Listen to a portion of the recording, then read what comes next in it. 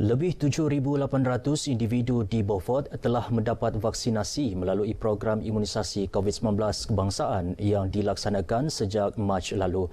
Ia turut meliputi petugas barisan hadapan serta golongan berisiko seperti warga emas dan penghidap penyakit kronik.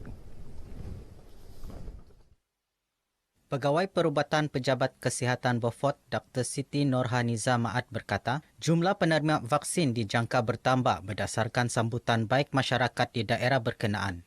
Bila kami masuk untuk memberi ceramah, ada yang ragu-ragu. Tapi bila sudah diorang tengok ramai orang sudah kena vaksin, ramai yang datang pergi mendaftar lah. Ada yang tiada mai sejahtera tapi datang pergi dewan dan mendaftar. Jadi kami sangat gembira lah bila dapat sambutan yang menggalakkan. Dr. Siti Norhaniza ditemui pemberita RTM di Pusat Pemberian Vaksin PPV Dewan Pak Musa Beaufort. Sementara itu, penduduk yang ditemui menyatakan sentiasa menyokong setiap usaha memperkasa kesedaran masyarakat mengenai vaksinasi dan pematuhan SOP dalam tempoh pandemik.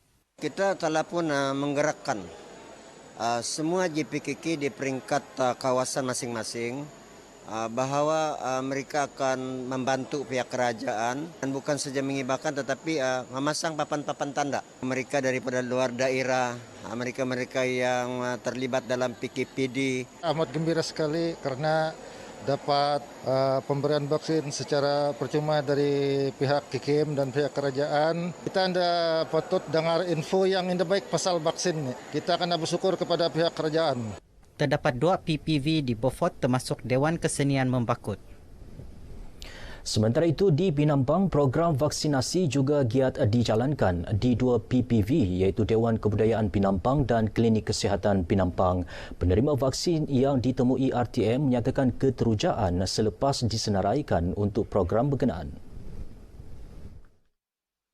Apabila saya datang untuk dos pertama, memang excited dengan takutlah sampai BP pun ada naik, tetapi selepas itu sudah disuntik dengan dos pertama dan saya pulang rumah, mungkin side effect itu adalah saya rasa mengantuk dan lapar, dan selepas itu macam untuk dos kedua saya tidak dapat sabarlah.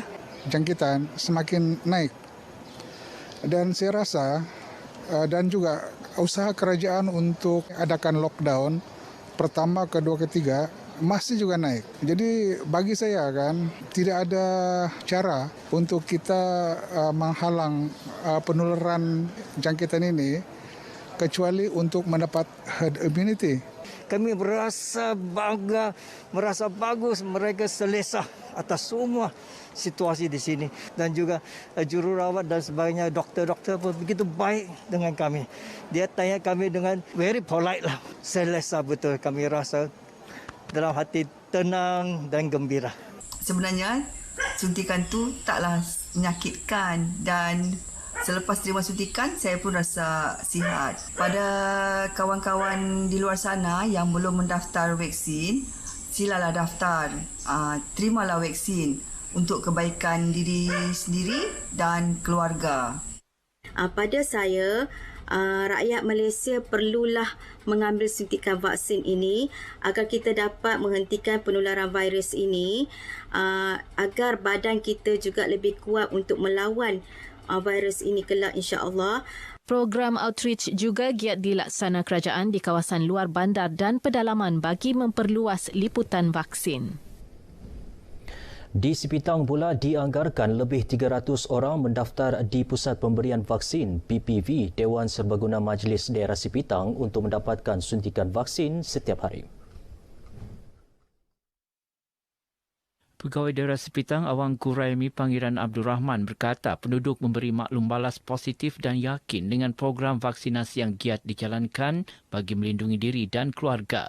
Kita mengharapkan semua rakyat di Sipitang dapat mendaftar dengan segera untuk memastikan program imunisasi kebangsaan ini dapat dilaksanakan dengan jayanya, dan semua agensi setakat inilah di daerah Sipitang bekerjasama untuk sama-sama memastikan program imunisasi kebangsaan ini dapat dilaksanakan dengan jaya mengikut matlamat yang diharapkan.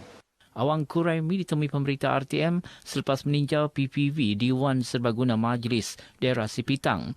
Setakat ini PPV Sipitang mencatat seramai 7,152 penduduk berjaya divaksinasi sejak Mac lalu.